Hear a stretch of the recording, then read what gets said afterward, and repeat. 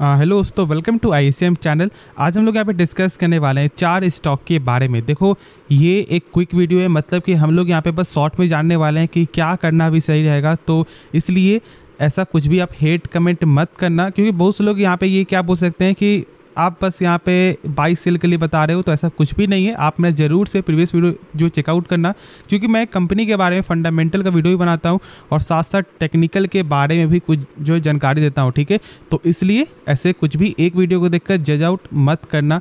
तो ठीक है, चलो पहले हम लोग यहाँ पे डिस्कस करते हैं जोमेटो के बारे में। और यदि हम लोग आज का एक बार देखें ना, तो यहाँ पे एक फ्लैट रिटर्न पे ये बंद होते हुए दिखाई दे रहा है। देखो, जब इसका जब लेवल आपको 100 के बीच, मतलब ऑलमोस्ट आपको 95-96 में था ना, मैंने शेयर कर दिया था कि स्टॉक को बाई मत करना, और ये मेरा पॉइंट ऑफ व्यू था। ठीक है, मैंने उस समय आपको ये बोला था कि जो आप लोग यहाँ पे फोमो में बाई कर रहे हो ना, ये देख करके कि जो स्टॉक का जो इस बार का मतलब इस कंपनी का जो आपका फाइनेंशियल जो डाटा आया, मतलब कि गजब का डाटा, जिसे आप लोग देखकर ये सोच रहे थे कि अब कंपनी प्रॉफिटेबल यहाँ पे हो चुका है। तो वैसा कुछ भी नहीं है।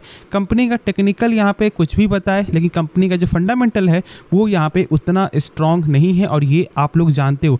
तो इसलिए बाई बस आप ये देख करके कि हाँ, कंपनी यहाँ पे 2 करोड़ का प्रॉफिट आपको दिखा रही है, तो हम लोग यहाँ पे स्टॉक को बाई कर लेते हैं। तो ये सही तरीका नहीं होता है इन्वेस्टिंग का, और इस बात को जितना जल्दी आप समझोगे उतना ही आपके लिए अच्छा होगा। बाकी यदि आप यहाँ पे शॉर्ट टर्म पर्पस के लिए जा रहे हो, ठीक है, आप लोग यहाँ पे स्टॉक को बाई करो, सेल करो, लेकिन हाँ, अपना स्टॉप लॉस को और अपना जो टारगेट को मेंटेन करके चलना। और बहुत लोग यहाँ पे जो रिस्क मैनेजमेंट को भूल जाते हैं, जो सबसे बड़ा गलती करते हैं, तो ऐसा कुछ भी नहीं करो। लेकिन हाँ, एक चीज़ और है कि यहाँ पे जो ब्रोकर है ना, वो यहाँ पे बहुत ज़्यादा बुलिश है। यदि हम लोग एक बार देख लें, देखो जैसे कि यहाँ पे साफ तौर से लिखा हुआ है कि the brokerage firm is bullish on Godrej consumer products and foods delivery app Zomato. और यहाँ पे जेफरीज जो है ना, सबसे ज़्यादा आपको बेटिंग कर रहे। जानते हैं कि देखो, इनका जो टारगेट है ना, वो यहाँ पे एक हद तक आपको देखो, JP मॉर्गन और जेफरीज का जो टारगेट है वो यहाँ पे 180 रुपये तक भी दिखाई दिया था। 150, 180, 100 ऐसा भी टारगेट दिखाई दे रहा है। अब एक चीज़ यहाँ पे समझ लो, कंपनी का जिस दिन फंडामेंटल स्ट्रांग हो जाएगा ना, उस दिन आप इसे 200 में बाई करो, 250 में बाई करो, ज़्यादा कुछ फर्क नहीं पड़ेगा। हाँ, एक चीज़ है कि कंपनी का जो यहाँ पे कंपनी के जो फाउंडर है, उनका साफ तौर से ये बयान आया था कि हम लोग यहाँ पे 3 से 4 साल के अंदर जो है 10,000 करोड़ का प्रॉफिट मतलब शो करेंगे। तो ये जब होगा ना, तब आप लोग यहाँ पे बाई करो। या फिर हम लोग ऐसा बोल सकते हैं कि यदि 4 क्वार्टर भी यदि प्रॉफिटेबल आ जाता है ना, तो उसके बाद आप इसके बारे में सोच सकते हो। लेकिन अभी फिलहाल इसका फंडामेंटल वीक है, तो यहाँ पे इन्वेस्टिंग करने लायक फिलहाल तो मेरे हिसाब से तो नहीं है। तो एक बार खुद से सोच समझ कर लेना फैसला। उसके बाद यहाँ पे नेक्स्ट स्टॉक है आपका RVNL, मतलब कि रेल विकास निगम लिमिटेड। और आज यहाँ पे 1.5% तक का एक शानदार गेन दिखाई दे रहा है। जो इसका क्लोजिंग है वो यहाँ पे 125 तक यहाँ पे दिखाई दे रहा है।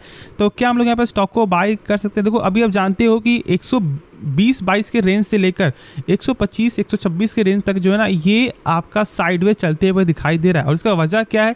OFS यानी कि ऑफर फॉर सेल, यानी जो सरकार अपना स्टेक जो यहाँ पे सेल की, जिसके वजह से यहाँ पे कहीं ना कहीं थोड़ा सा साइडवेज ये चल रहा है। तो क्या हम लोग यहाँ पे टेक्निकल के हिसाब से स्टॉक को बाई कर सकते हैं? तो ऐसा अभी मत करना। क्यों? देखो, कोई भी कंपनी जब आपको साइडवेज चलता है ना, तो आप एक चीज़ को जरूर से समझ लेना कि नहीं तो वो एक बड़ा धमाका करने वाला है ऊपर साइड में, और नहीं तो नीचे आपको धमाका करने वाला है। तो मेरे हिसाब से अभी फिलहाल यहाँ पे टेक्निकल के हिसाब से फिलहाल शॉर्ट टर्म के लिए इन्वेस्ट नहीं करना चाहिए। बाकी लॉन्ग टर्म के लिए मैंने शुरू से बोला हुआ है कि कंपनी का जो फंडामेंटल है उसमें कोई भी खराबी मुझे यहाँ पे फिलहाल तो दिखाई नहीं दे रहा है। और साथ साथ जो यहाँ पे एक स्कोप जो होता है ना, वो भी एक बड़ा स्कोप है, और कंपनी का बिजनेस मॉडल साथ साथ जो यहाँ पे कंपनी फंडामेंटल सारा कुछ ही यहाँ पे स्ट्रांग दिखाई देता है। तो इस बात को समझ करके ही इन्वेस्ट करना। और हाँ, फिलहाल शॉर्ट टर्म के लिए थोड़ा सा वेट करो। जब इसका जो लेवल आपको 127 के ऊपर जाए ना, 127 के ऊपर जो क्लोजिंग दे, तो फिर आप यहाँ पे शॉर्ट टर्म पर्पस के लिए ट्रेड कर सकते हो बाई साइड के लिए। और जब नीचे साइड के लिए भी आपको कुछ करना है, तो फिर 118 का ब्रेकडाउन होने दो, उसके बाद ही देखना यहाँ पे फॉर द शॉर्ट टर्म के लिए। बाकी लॉन्ग टर्म के लिए तो मैंने बता दिया। अब देखो यहाँ पे जो return on capital employed company का, वो यहाँ पे 18% का, मतलब कंपनी यदि अपने ऊपर 100 रुपया लगा रहा है, उसका वही 100 रुपया 1 साल बाद यहाँ पे हो जाता है कितना? 117 रुपया 80 पैसा, मतलब कि यहाँ पे 17.5% से ज़्यादा का ग्रोथ हो रहा है। और ये आप सोच सकते हो कि कितना अच्छा नंबर है। कोई भी बिजनेस मॉडल का 12% का ग्रोथ यदि उसका हो रहा है 1 साल में, तो मतलब कि कंपनी अच्छी कंपनी का बिजनेस यहाँ पे सही चल रहा है। और यहाँ पे तो अप्रॉक्सीमेट जो है 18% का दिखाई दे रहा है। तो आपको इसी बात से समझ में आ गया होगा, तो यहाँ पे ध्यान रखना।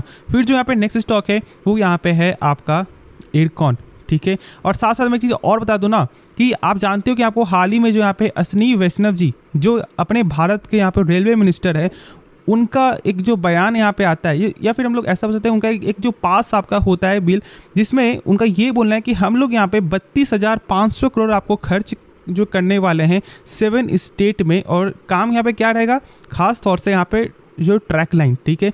क्योंकि देखो यहाँ पे बहुत सारे जगह पे, बहुत सारे जो यदि आप जाओगे यहाँ पे यूपी में, बिहार में, तो अभी भी एक ऐसे जो यहाँ पे जगह है जिसमें 50 किलोमीटर के रेंज में एक भी स्टेशन दिखाई नहीं देता है, मतलब को रेलवे का कोई सुविधा ही नहीं है।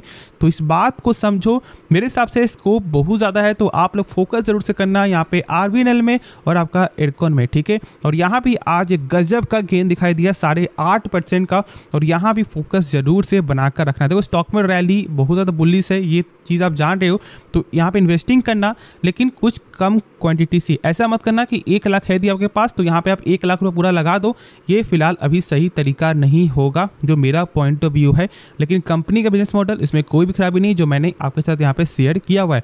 फिर देखो यहाँ पे लास्ट स्टॉक है आपका रेलटेल, और इसमें भी सेम डाउट है कि हम लोग यहाँ पे बाई करें या फिर हम लोग यहाँ पे होल्ड करें या फिर हम लोग यहाँ पे सेल करें। तो भाई साफ तौर से ये चीज़ अब समझो कि जब यहाँ पे 32,500 करोड़ का जब यहाँ पे पासेस है आपको, तो आप सोच सकते हो कि भाई यहाँ पे जो है इंटरनेट का सुविधा तो क्रॉस करेगा ना, तो इस बात को समझो। और रेलटेल एक ऐसा भी इकलौता ये शेयर है जो उतना ज़्यादा रिटर्न अभी तक नहीं दिया है। मतलब देखो यहाँ पे RVNL भाई 100% क्या 500% तक का रिटर्न दिया, इरकॉन भी रिटर्न दिया आपको, IRFC भी आपको रिटर्न दिया, डबल से ज़्यादा को ऑलमोस्ट जो है यहाँ पे रिटर्न दे दिया है।